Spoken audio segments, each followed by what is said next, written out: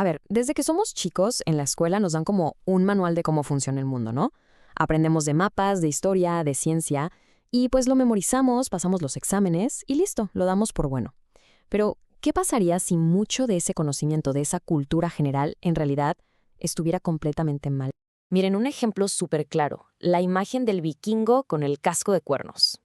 Es un icono, ¿verdad? Lo vemos en todos lados. Pues ¿saben qué? Es totalmente falso.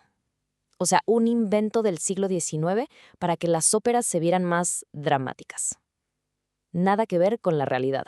¿O qué tal esa otra idea, la que hemos escuchado 1000 veces, de que solo usamos el 10% del cerebro? Uf, la neurociencia moderna ya nos ha dicho que para nada. Usamos prácticamente todo el cerebro, claro, solo que no todo al mismo tiempo. Y aquí viene uno de los grandes, la historia heroica de Cristóbal Colón, el que supuestamente probó que la Tierra era redonda en contra de todo el mundo. Bueno, como vamos a ver, la historia real es mucho, pero mucho más interesante y la verdad bastante menos heroica de lo que nos enseñaron. Y esto, de verdad, es solo la punta del iceberg. Hay muchísimas historias que se contaron mal, propaganda, errores que se fueron pasando de libro en libro. Así que bueno, vamos a meternos de lleno en esto. Hoy nos toca desaprender un poco para aprender de verdad. Ok, empecemos con algo que hemos visto toda la vida, el mapa del mundo. Sí, ese, el que estaba colgado en el salón de clases, el que sale en las noticias. Pues, ¿qué creen? Ese mapa, de cierta forma, está hecho para engañar a nuestros ojos. Se le conoce como la proyección de Mercator. La creó un tipo llamado Gerardus Mercator, allá por 1569. Y ojo, su objetivo era genial y súper práctico, ayudar a los barcos a navegar en línea recta. Una maravilla para los marineros de la época. Pero, para lograr eso, tuvo que hacer un sacrificio visual enorme. Y aquí está el truco, o más bien, la distorsión. Para que estas líneas de navegación funcionaran, Mercator tuvo que estirar, como si fuera una liga, las zonas que están más cerca de los polos. Fíjense en Groenlandia, por ejemplo. En el mapa se ve casi tan grande como África, ¿no? Pues en la vida real, África es tan, pero tan grande, que adentro cabrían Estados Unidos, China, la India y casi toda Europa, juntos. 14 veces, imagínense, 14 veces más grande. Esa es la escala del engaño visual. Y el punto clave aquí no es solo la geografía, es que por siglos este mapa nos ha dado una idea inflada, por así decirlo, del hemisferio norte. Y eso, aunque no parezca, altera sutilmente cómo percibimos el poder y la importancia de los países en el mundo. Bueno, dejemos los mapas un momento y pasemos a otro de esos pilares de la historia que nos enseñaron, la de Cristóbal Colón. Nos la pintaron como una batalla épica, ¿no? La ciencia contra la superstición. Pero resulta que la superstición, en esta historia, no estaba donde nos dijeron que estaba. Ya se sabe en el cuento, es casi una película. Colón, el genio visionario, luchando solito contra reyes y sabios que juraban que la tierra era plana y que sus barcos iban a caer por el borde. Es la narrativa perfecta del progreso contra la ignorancia, y es 100% falsa.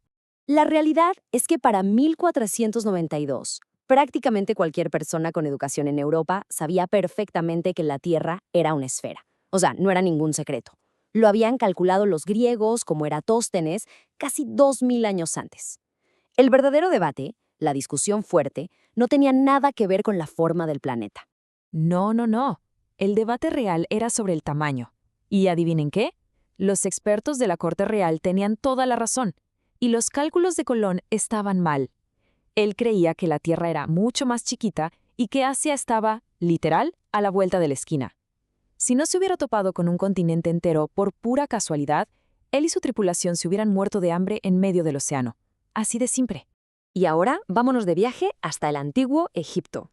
La imagen que tenemos todos en la cabeza de cómo se construyeron las pirámides, principalmente gracias a Hollywood, es una de sufrimiento, latigazos y esclavitud.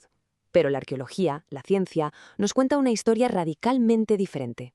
Es la escena clásica, ¿no? Miles de esclavos arrastrando bloques de piedra gigantescos bajo el sol mientras les dan con un látigo. Es una imagen súper poderosa que se nos quedó grabada. Pero la evidencia que han encontrado los arqueólogos pinta un cuadro totalmente distinto, uno de respeto, de habilidad y de orgullo, no de opresión. La verdad es que las pirámides las construyeron trabajadores calificados a los que se les pagaba. Eran obreros de élite. Las excavaciones han encontrado sus ciudades y ¿saben qué hallaron? Que comían carne de primera, que recibían atención médica súper avanzada, incluso cirugías de huesos, y que su paga incluía cerveza y granos. De hecho, que te enterraran cerca de la tumba del faraón era un honor inmenso, un premio reservado para estos artesanos tan valiosos, no para esclavos. Entonces, después de ver todo esto, ¿qué nos dicen estos mitos? Pues que la historia que aceptamos como cierta, muchas veces, no es la más precisa, sino la que es más conveniente, la que es más fácil de contar, la que crea un héroe que nos inspira, o simplemente la que suena como una mejor historia. Porque al final, ni la historia ni la ciencia son cosas escritas en piedra, no son monumentos estáticos, son más bien como rompecabezas gigantes que todavía estamos tratando de armar. Y aceptar que a lo mejor las primeras versiones que aprendimos estaban mal es el primer paso para entender las cosas de una forma mucho más profunda. Cada pieza nueva que encontramos nos obliga a ver todo el panorama de una forma distinta. Y todo esto nos deja con una última pregunta, para pensarla de verdad. Así como hoy vemos con tanta claridad los mitos del pasado, ¿cuáles de las verdades que aceptamos hoy sin cuestionar serán los grandes mitos del futuro? Porque si algo aprendimos hoy, es que la verdad, casi siempre, es mucho más fascinante que cualquier ficción.